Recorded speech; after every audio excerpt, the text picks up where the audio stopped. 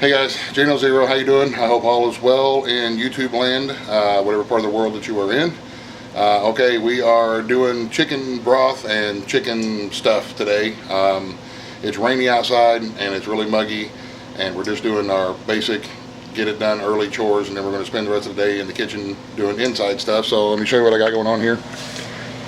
Here is a big bowl of legs that I just pulled out. We're going to fry these up for dinner tonight. And I boiled the legs along with the other parts of the chickens. I just boil them until they're just done. You see how they start pulling away from the bone? Then we'll let them cool off, and I will probably separate the thighs from the legs, and then we'll bread them and fry them. That way they're not in the fryer for a whole long time, getting all tough and stringy and stuff, and overcooking in the fryer. And I boil them also that way the fat and the goodness that's in there on the bones and the fat and the skin and stuff, we also get into our big pot of broth here. Now inside, remember, always open away from you so you don't get steam burns. Inside this big stock pot here, we've got the necks and the backs of the chickens that we butchered. Here's the the necks and the backs of the chickens. Remember, we removed the legs, removed the wings, removed the breast. Now we're just going to let these boil in this stock pot here. I've got some salt and pepper and onions and garlic and stuff like that in here for seasoning. But we're going to let these boil down until the meat starts falling off of the bone. And then once the meat starts coming off the bone real easily, then we'll pull all the chicken out and pull it all off the bone and get it ready to can up for canned chicken. And then we'll let the broth boil down a little bit more, but we'll get to that point when we get to that point. It's been boiling for probably, I would say, I put it on about an hour ago, and it's probably been boiling for maybe 20 minutes or so. So I would say about 20 or 25 minutes, and the legs were done. And like I said, we'll deal with that later on tonight. I've already got a video out about frying the chicken, so I'm not going to do a video about that. But we will take you along for this this broth making and canning the broth and canning the chicken. And it may be a couple of days worth of process, but it is what it is, and it's really good. Love homemade chicken broth, man. It's awesome for soups. It's awesome to cook your rice, make rice. You know, if you're going to make rice, use your rice for the liquid. Gives it a great flavor to the rice, especially if you're making it like a chicken casserole with rice or something. Use chicken broth to cook your rice in rather than water. Good stuff. So we'll get back with you here in a little bit. Okay guys, we are about an hour or so into the boiling process here, so it looks like everything is nice and loose and really falling apart nice. So we're just going to pull the chicken out, all the big chunks, and just set it in a bowl so that it can start cooling off to where it gets cool enough to be handled. And we'll probably run this all through a strainer too to make sure we get it all the big chunks out. But it is definitely cooked thoroughly. We're just going to set it all aside into the big bowl, and we'll let the broth continue to boil down a little bit more to concentrate the flavors just a little bit more before we start jarring it up. Now the chicken, like I say, we'll start pulling here in a little bit. We'll start pulling the meat off of the bones, and we'll just add a little bit of water to the chicken when we can it, so that it's not dry canning or anything like that. So that's what we're doing. We're just pulling all these backs out, and we'll pull all the meat off, and we'll have jars of chicken meat to can up, and then we'll also have jars of broth to can up. But like I said, we're going to let this broth boil for a little while longer, just to kind of boil a little bit more of the water out so that we can have concentrated flavor on the broth. So we'll get back with you whenever we pull the meat off the bones, and we'll see how much we get. Okay guys, we got our chicken backs and necks here. So we're going to just peel off the excess skin. You can see that it's really nice, easy to handle now. It's cooled off enough where we can handle it. The skin, we'll just discard it or set it aside for animal feed. And then we'll just start picking off the meat that's on the rest of this carcass. And there's quite a bit of meat left on here from the butchering process. So we will pull off as much as we can and make a separate pile. And hopefully we're going to get a couple of jars worth of meat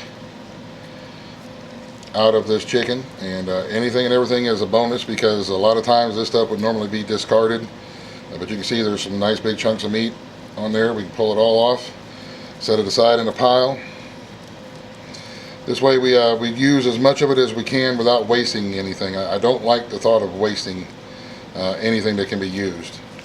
So, and we'll get, like I say, we'll get a couple of jars, quart jars of chicken meat out of this, and then we will run them through the pressure canner along with the broth. The broth also needs to be pressure canned, and we'll get as much as we can out of it, which is all going to be a big plus, and it's going to be delicious. So I will continue to pull as much meat as I can off all this carcass, and then we'll go to the next step once we get the rest of the meat off of here. So we'll see you guys in just a bit. Okay guys, so we got our bit of chicken here that we got off all the bone. Now a lot of people are going to say, well, that's not a whole lot, and but it's going to be a couple of quart jars more than what we had before. I'm gonna can it up because we're not going to be using this anytime soon. But this makes you can chop this up a little bit more and makes great chicken salad sandwiches and stuff like that. I'm gonna put it into some wide mouth jars and can it. I'm also going to be checking at the same time for little bones and stuff that I missed when I was pulling it off of the bone. So I figure there's going to be 2 quart jars here, which is going to be lovely mixed meat. It's got have white meat and dark meat in it, so it's just going to be you know, good canned chicken. And of course the broth too. Now I pressure can my broth the same way I do any of my meats, which is for my area 10 pounds of pressure for 90 minutes, which is what I'll can the chicken here at.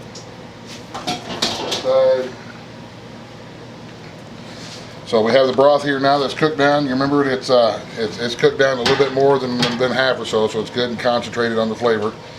And what I'll do is I'll just take my chicken. I'm going to go ahead and can it in broth rather than just using water. So I will fill it up with the chicken broth here. Do the same thing in both jars. Some will say that it's a lot of work for a couple of jars of chicken, and it is a little bit time consuming, a little bit of work, but at the same time, this is 2 more jars that we have that we wouldn't have had any other way. So we've got our jars right there. Now the broth, we're just going to can the broth up in regular mouth jars. Do the same thing. We're just going to fill up the jar with the broth, and then can it like we do any other meat. Just ladle it right into the jar.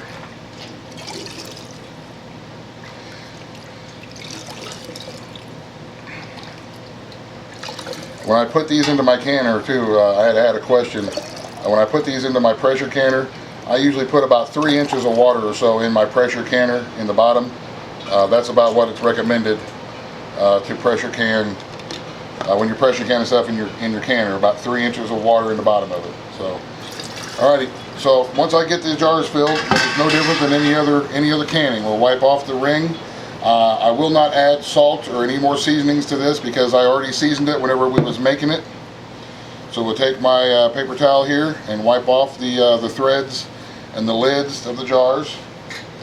And then of course these are sterile jars and sterile lids. Then put the lids on finger tight,